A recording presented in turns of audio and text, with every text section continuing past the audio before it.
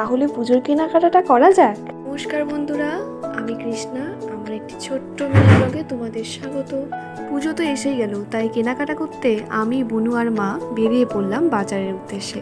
ফার্স্টে গিয়েছিলাম শান্তিনিকেতন, আর গিয়েই দেখি মলটা আগের থেকে অনেক সুন্দর করে সাজিয়ে দিয়েছে।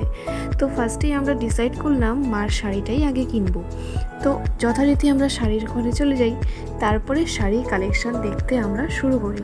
খুব অসাধারণ সুন্দর সুন্দর শাড়ি আমাদের দেখায়। তারপরে এই নীল শাড়িটা দেখি, অনেক ভালো লাগে আমার, কিন্তু মা এটা একদম পছন্দ করে না, তাই আমরা বললাম একটু অন্য কালেকশন আনতে। তারপর আমাদের একদম অন্যরকম শাড়ি কয়েকটা দেখায়। এই শাড়িটা দেখো, এই যে এই ব্লুটা আমার খুবই পছন্দ হয়েছে, কিন্তু কালারটা মা বললো কালারটা ভালো লাগছে না। এরকমই একটা শাড়ি নিয়েছে, কিন্তু কালারটা ডিফারেন্ট, সেম শাড়ি। আর এই গ্রিন কালারটা দেখো, জাস্ট অসাধারণ। মোবাইলে একটু অন্য কালার লাগছে, এই শাড়িটা আমার খুবই পছন্দ হয়েছে, কিন্তু আমি নিতে পারিনি। যাই হোক, মার তো শাড়ি কেনাকাটা হয়ে গেল। তারপর বুনু বলছিল যে ও একটু ফ্যান্সি শাড়ি কিনবে, তারপর ওখানকারই কালেকশন কিছু দেখছিলাম।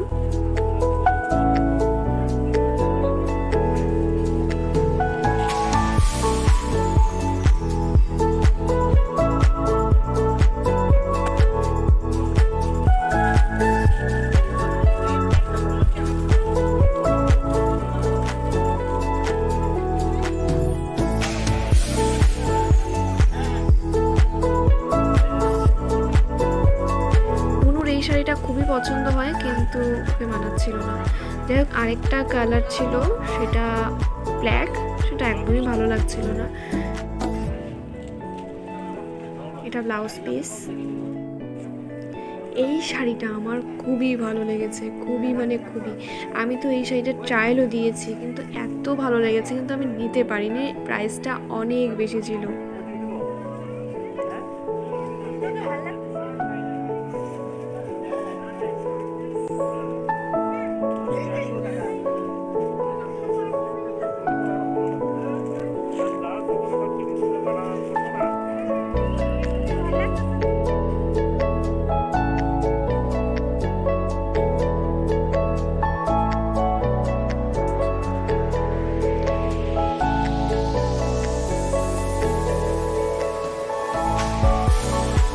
তারপর চলে যাই আমি আমার জামা কাপড় দেখতে। আসলে আমি শাড়ি নিব না, আমি নিব চুড়িদার। 2 পিস নয়তো 3 পিস আমি চুড়িদার নেওয়ার কথা ছিল, তো সেটা নিয়েছি। আমি ক্লিপটা নিতে ভুলে গেছি, আমি তোমাদের পরে অবশ্যই ভিডিও করে জানিয়ে দিব যে আমি কি নিয়েছি, আর সবার ড্রেসটাও তখন আমি শেয়ার করব। তারপর কিছু কসমেটিক্স কিনে তারপর আমরা চলে যাই আমাদের এখানে সবচেয়ে বড় মিষ্টির দোকান সম্রাট। সেখানে গিয়ে আমরা মিষ্টি আর সিঙ্গারা খেয়েছিলাম, আর তারপর চলে আসলাম বাড়িতে। তখন রাত বাজে 10টা, সেই 10টার দিকে আমরা বাড়িতে ফিরি। তো আজকের মতো ব্লগটা এখানেই শেষ করলাম, আর পরের ভিডিওতে আসবে আমরা কি কি কেনাকাটা করলাম। ততক্ষণ তোমরা ভালো থেকো, সুস্থ থেকো, বাই।